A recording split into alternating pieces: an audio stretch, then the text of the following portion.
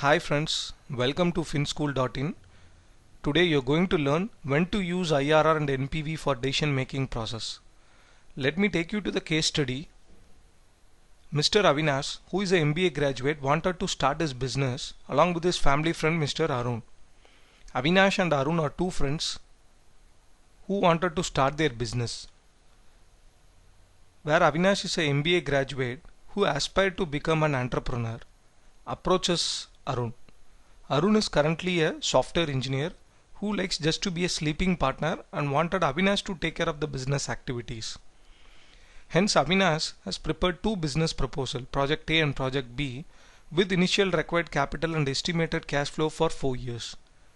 Initial required capital is nothing but the required investment for business, and estimated cash flow indicates the revenue pattern for next 4 years for both the projects. Now you need to analyze which business project should be selected by Arun based on the data given in the below proposal, assuming the initial investment amount is borrowed by Arun from a bank at the rate of 14%. Since Arun is salaried, it is not affordable for him to invest into any of these projects from out of his pocket. So he approaches a loan and takes a loan from a bank for which he is ought to pay an interest rate of 14%. Now you need to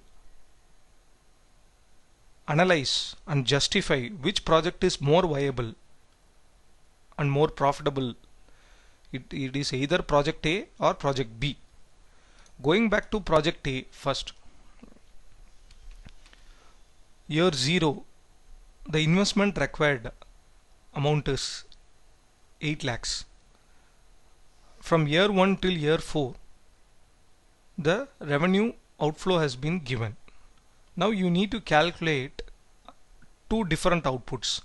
One is IRR, other one is NPV. IRR is nothing but internal rate of return. NPV is otherwise known as net present value. All you need to do is just type equals and type IRR open bracket. The syntax will reflected in the system over here. The value is nothing but the cash flow. You need to select from year 0 till year 4 and close the parenthesis. The output comes here as 7.61%. The IRR for Project A is 7.61%. Similarly, you need to calculate NPV for Project A. All you need to do is type NPV open parenthesis. The rate which is reflected in the syntax is nothing but the cost of capital.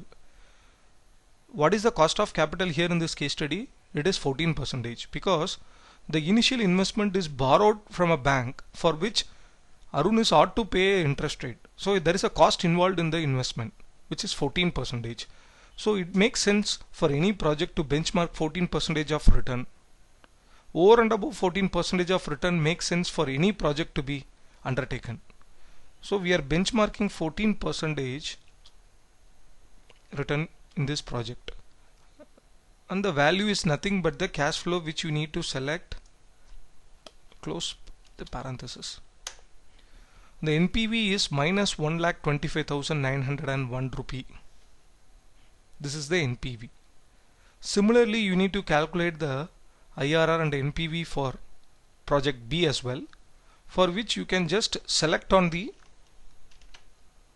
cell where we have already inputted the formula and press Ctrl V here. You will get the IRR of Project P as well. Similarly, you do for NPV and you will figure out the NPV for Project B as well. Now we have done the IRR and NPV calculation for both Project A and Project B. It is wise for any individual to decide to choose which project is more profitable. We have some basic logics attached to it. One is for IRR, other one is for NPV. For IRR, you need to check if IRR is greater than cost of capital, then accept. What indicates is if IRR is going to be greater than cost of capital, then you can accept this project. In this case, cost of capital is 14%, whereas IRR is 7.61%. So obviously this statement doesn't hold true. Hence this logic holds false. So you will reject the project based on IRR. Similarly, coming back to NPV, if NPV is positive, then you can accept the project.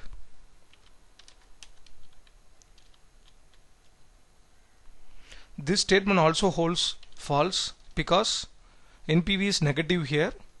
Hence we are rejecting the project based on NPV 2.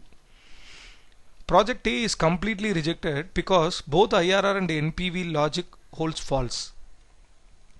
Then coming back to project B, applying the same logic, if IRR is greater than cost of capital, then accept. In this project B, the first condition holds true. Obviously 14.70% is greater than 14%. Hence the IRR of the project B is greater than the cost of capital. It makes sense to go by this project. Coming back to NPV, if NPV is positive, then accept. Obviously the NPV is positive in this project. Hence the second logic also holds true here. So in both the case, project B can be accepted. So now Arun has to select project B and reject project A completely. So this is how IRR and NPV can be used in business applications. For learning more on NPV and IRR, just log on to www.finschool.in. Thank you.